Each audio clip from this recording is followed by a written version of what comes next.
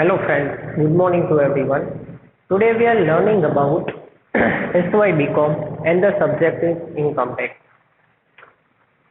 Next we are talking about PAN, that is permanent account number.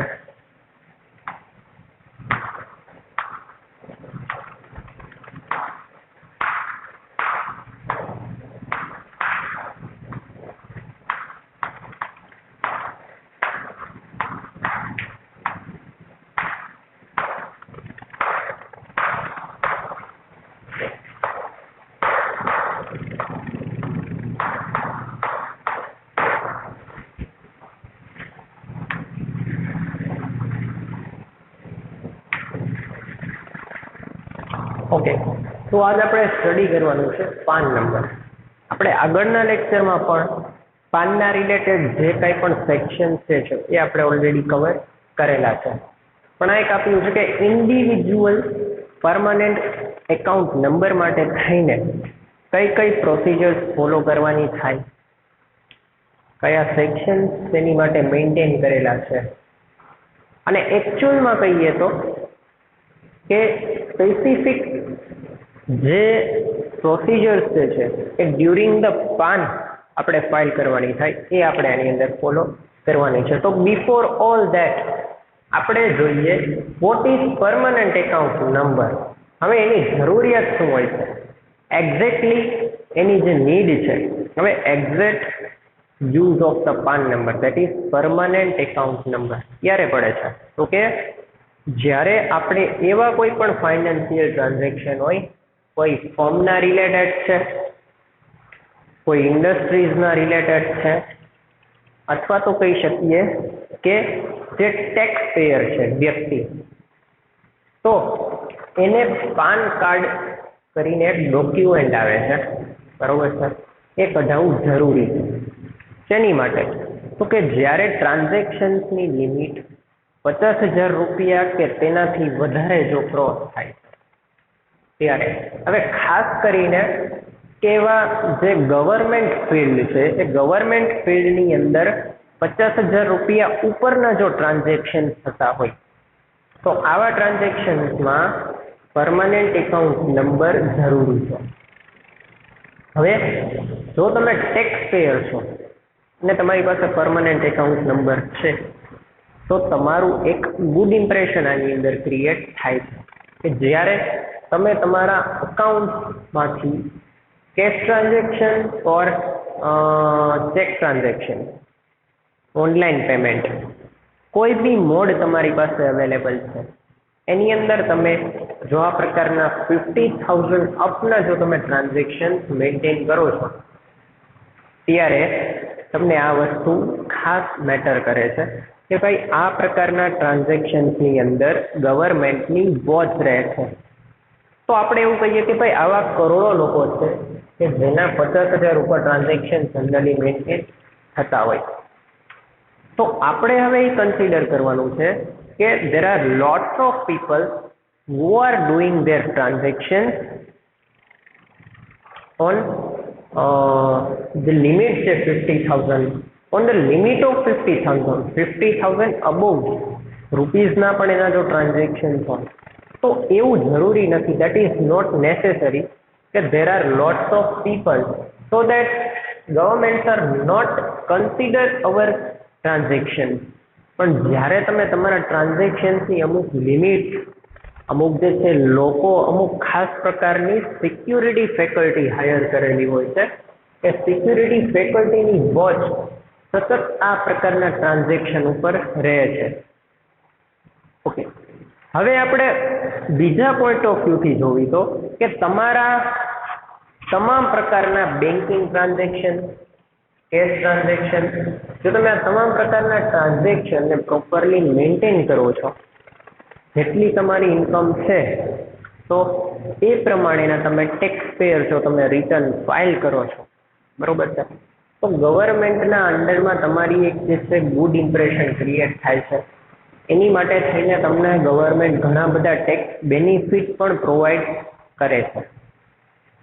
પણ વાત આવે જ્યારે કે you are not regularly tax payer, તો બેનિફિટ જે છે દેટ ઇઝ અસાઇડ, બટ ત્યારે તમારા પરમનન્ટ એકાઉન્ટ નંબર સાથે જો તમારું એકાઉન્ટ મેચ હોય, કનેક્ટેડ હોય, તો હવે પરમનન્ટ એકાઉન્ટની અંદર આપણે તમામ પ્રકારની ડિટેલ સબમિટ કરીએ છીએ. બેન્કિંગના ટ્રાન્ઝેક્શન ખાસ કરીને જો તમે બેન્કિંગના ટ્રાન્ઝેક્શન કરો છો that is over the limit of your business, કે તમારો જે બિઝનેસની જે તમે યરલી ઇન્કમ, મંથલી ઇન્કમ જે તમે શો ઓફ કરો છો એના કરતાં તમારા ટ્રાન્ઝેક્શન છે જે ખૂબ જ મોટા પાયે થાય છે. તેના કારણે એ સ્ટેપ 2 ની અંદર આપણે ફોલો કરીએ. પણ સ્ટેપ 1 ની અંદર પહેલાં તો વોચ પડે છે, તો ગવર્મેન્ટ તમને નોટિસ પ્રોવાઈડ કરે છે. હવે આ નોટિસની અંદર તમારે કન્સિડર કરવાનું થાય કે ભાઈ આપણે જે ટ્રાન્ઝેક્શન કરીએ છીએ એની વેલ્યુઝ, એના તમામ પ્રકારના રેકોર્ડ જે છે એ બેન્કિંગ માટે અને જે આપણે ગવર્મેન્ટને રિટર્ન ફાઇલ કરી છે તેની માટે નેસેસરી છે. તો એ આપણે પ્રોપર મેનરમાં કરીએ છીએ કે નહીં, એ વસ્તુ આપણે તો સૌપ્રથમ ખાસ કરીને કન્સિડર કરવાની છે. ઓકે, તો ફર્સ્ટ પોઈન્ટ ઓફ વ્યૂ તમે જોશો તો દેટ ઇઝ ધ કે તમારા ફાઇનાન્શિયલ રેકોર્ડ, ફાઇનાન્શિયલ ટ્રાન્ઝેક્શન ઉપર કમ્પલસરી જે છે ઓબ્ઝર્વેશન ક્રિએટ થાય છે. એ ઓબ્ઝર્વેશનથી એમને આઈડિયા આવે છે what is exact amount of tax should be paid by that SSE, what should be an actual amount, what should be actual income, કે ભાઈ ખરેખર વાસ્તવિક આવક કેટલી છે ને ઉપર ટેક્સ પેઇંગ કેટલું થાય છે. હવે આની માટે થઈને આપણને અલગ અલગ સિચ્યુએશન ક્રિએટ કરીને બતાવે છે. આપણી સામે પહેલી સિચ્યુએશન શું છે એ જોઈ. It is a number which is allotted to the SSE for the purpose of identification. Permanent account number છે એ તમે તમારી એક આઈડેન્ટિફિકેશન માટે પ્રોવાઈડ કરેલ છે કે ગવર્મેન્ટના રેકોર્ડ્સ મુજબ જે તમારા ફાઇનાન્શિયલ ટ્રાન્ઝેક્શન થાય છે તો ત્યાં તમારા રેકોર્ડ બોલે છે તો તમે એ વ્યક્તિ સ્વયંના આઈડી નંબર ક્રિએટ કરેલા છે. આઈડી નંબરને પરમનન્ટ એકાઉન્ટ નંબરથી ઓળખવામાં આવે છે, identification number.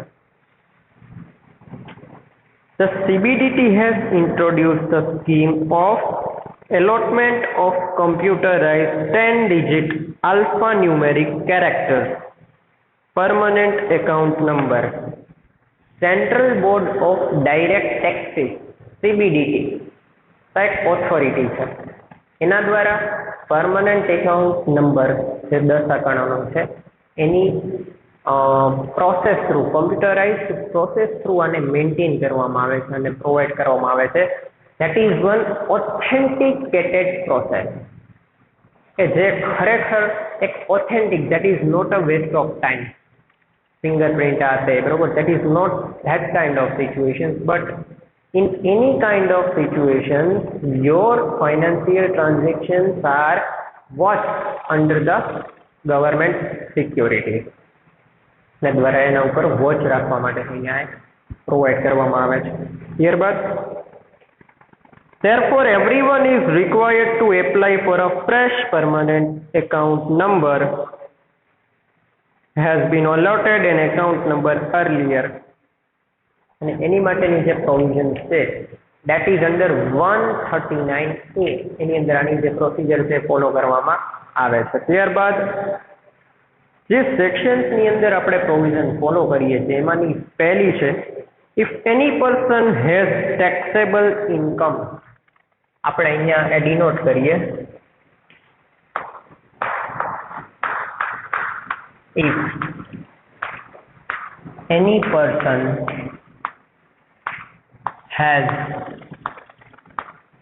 a taxable income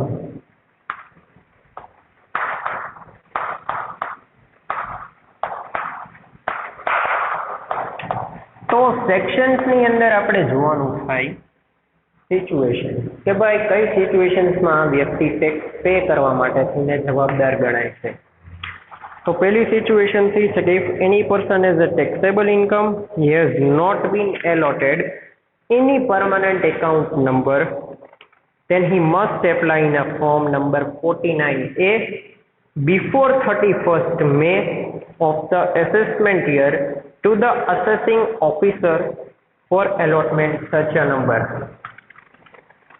તો ફર્સ્ટ સિચ્યુએશનમાં કીધું છે કે કોઈ પણ વ્યક્તિની જો આવક હોય અને એ આવક પણ કેવી ટેક્સેબલ કે જેના ઉપર ટેક્સ ખરેખર એને પે કરવાનો થતો હોય એવી આવક તે વ્યક્તિ ધરાવે છે, પરંતુ પાન નંબર ન હોવાથી ગવર્મેન્ટ પાસે એના કોઈ પણ પ્રકારના રેકોર્ડ મેન્ટેન થતા હોતા નથી. જો મારી પાસે પાન નંબર છે તો મારી પાસે આ પ્રકારના રેકોર્ડ મેન્ટેન થાય છે કે ભાઈ મારી જે લિમિટ છે, લિમિટ એમાઉન્ટની હું ક્રોસ કરું તો જે તે ટકા નક્કી કરેલા છે એટલા ટકા મારે આ પે કરવું પડે. પરંતુ વાત આવે છે કે વ્યક્તિ પાસે ટેક્સેબલ ઇન્કમ છે, એટલે કે એટલી આવક છે કે જેના ઉપર ખરેખર એને ટેક્સ ભરવો પડે, પરંતુ તેમ છતાંય એ વ્યક્તિ ટેક્સ ભરતો નથી, એટલે કે એ પરમાનન્ટ અકાઉન્ટ નંબર પાન કાર્ડની પ્રોસિજર ફોલો કરતો નથી. તો આવી સિચ્યુએશનમાં એને પાન કાર્ડની પ્રોસિજર કમ્પલસરી બિફોર 31st મે એ ફોલો કરીને એને રિટર્ન ફાઇલ કરવું જરૂરી છે. Number 2,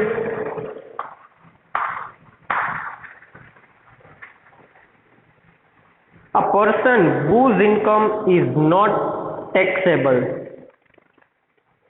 but is carrying on any business whose total sales exceed 5 lakh. Carrying on any business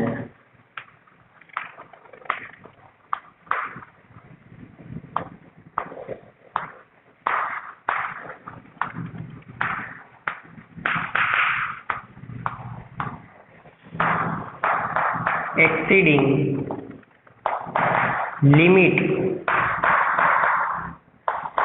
of ₹5 lakh.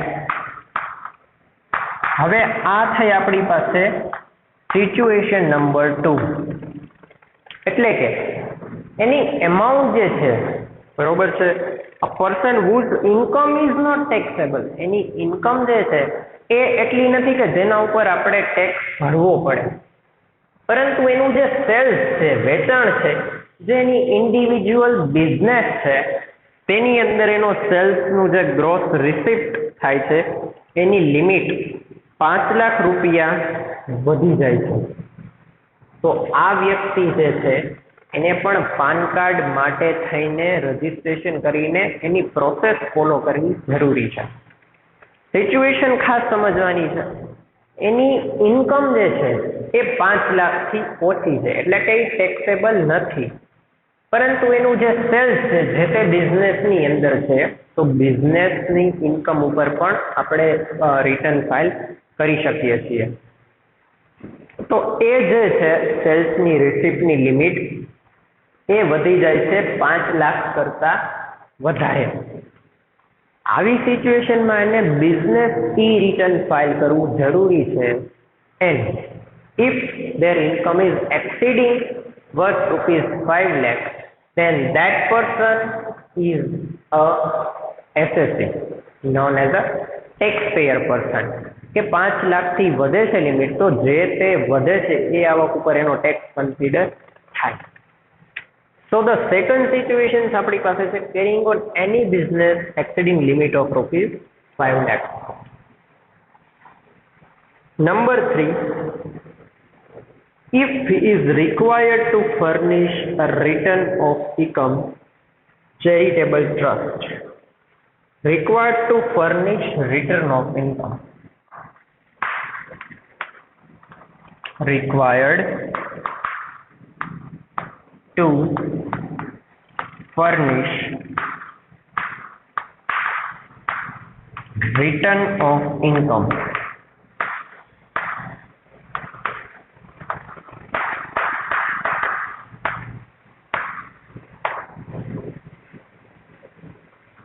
Under section 139 for છે. હવે એક સિચ્યુએશન આવી છે આપણી પાસે અલગ. તો that is one type of return. જે રિટર્ન ઓફ ઇન્કમ છે that is one type of return. હવે એની અંદર એવું કીધેલું છે રિક્વાયર્ડ ટુ ફર્નિશ. તો આપણે એ વસ્તુને ફોલો કરવાની છે. But how? કે એની માટે section 139 and subsection 4A provide કરેલું છે. તો આની જે કંઈ પણ પ્રોવિઝન્સ હોય એ પ્રોવિઝન્સ ફોલો કરીને જે વ્યક્તિને એ પ્રોવિઝન્સના અંડરમાં ઇન્કમના સ્લેબ હોય 139 4A આ સેક્શન્સના અંડરમાં ઇન્કમના સ્લેબ હોય અથવા તો એની લિમિટથી એક્સિડિંગ હોય એટલે કે વધારે હોય ત્યારે એમને એમનું રિટર્ન ફાઇલ કરવું જરૂરી છે. તો એ રિટર્ન ફાઇલ કરવા માટેનો બેઝ શું છે? That is PAN card. તો એ પાન કાર્ડની પ્રોસિજર કમ્પ્લીટ કરવી એની માટે જરૂરી છે. ત્યારબાદ નંબર 4 જે આપણી માટે સિચ્યુએશન આવે છે, an employer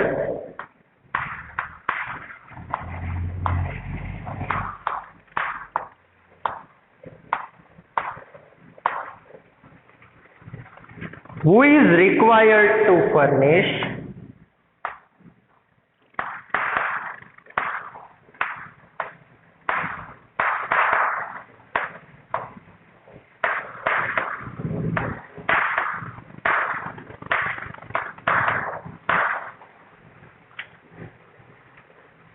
a return of fringe benefit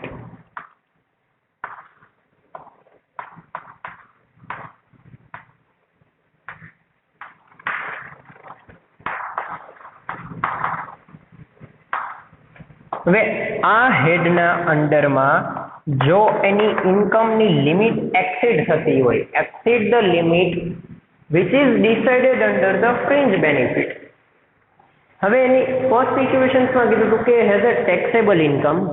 second સિચ્યુએશન્સમાં કીધું કે ટેક્સેબલ ઇન્કમની લિમિટ નથી, પરંતુ એમ કહેવાય કે એનું સેલ્સનું જે રિસિપ્ટ છે એની લિમિટ 5 લાખને ક્રોસ કરે છે. હવે આ રીતની એની પાસે કોઈ બી સિચ્યુએશન ક્રિએટ થાય અને એની બેનિફિટ જે છે અધર સોર્સિસ ઓફ ઇન્કમની ને ફ્રિન્જ બેનિફિટ તરીકે ઓળખવામાં આવે છે. તો અધર સોર્સિસ જે છે એની લિમિટ એક્સીડ કરે, then in that situation they have to follow the provisions of permanent account number. Okay, next we have number 5.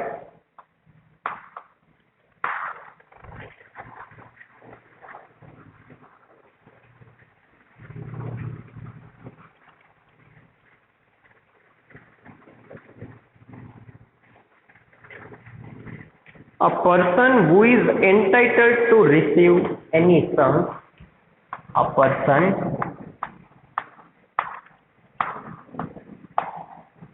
who is entitled to any sum and which tax is deductible, on which tax is deductible.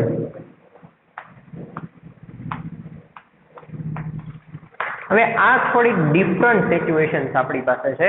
A person who is entitled to any સમ.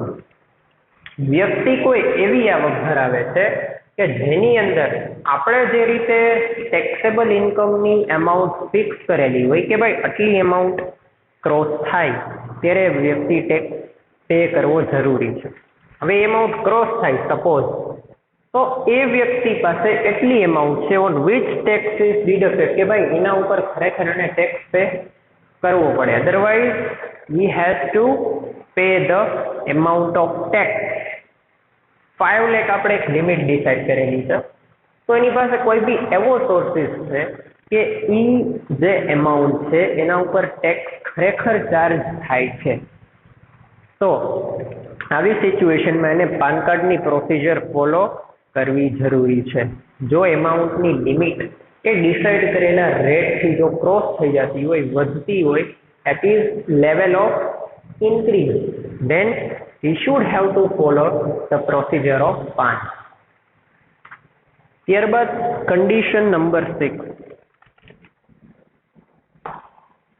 હવે આપણી પાસે condition number 6 શું છે જોઈ. એની person enters into a financial transaction. Any person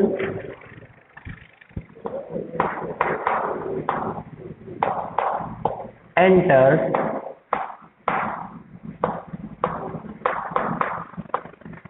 into a financial transaction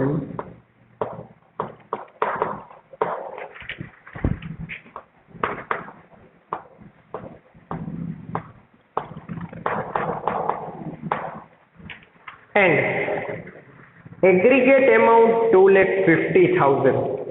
Amount of aggregate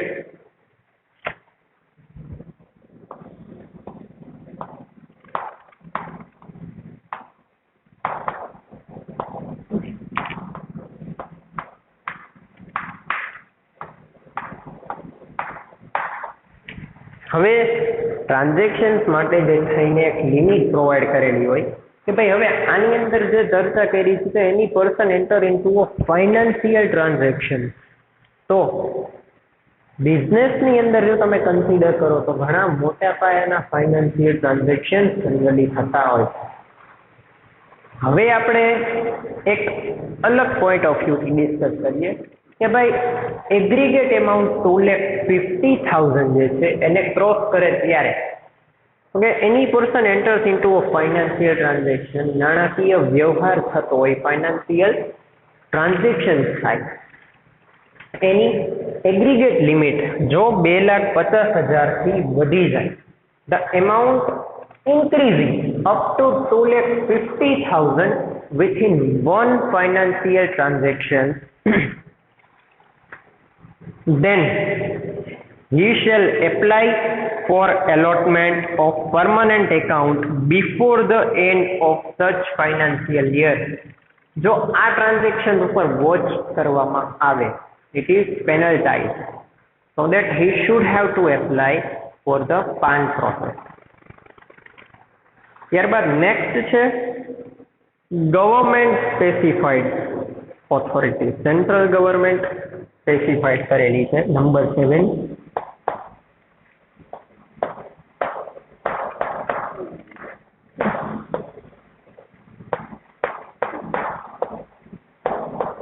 તો આની અંદરની જે કન્ડિશન આપણે કઈ રીતે જોશી તો ભાઈ સેન્ટ્રલ ગવર્મેન્ટ દ્વારા જે એલોટ કરવામાં આવેલી છે એ સિસ્ટમ્સને ફોલો કરવી જરૂરી છે.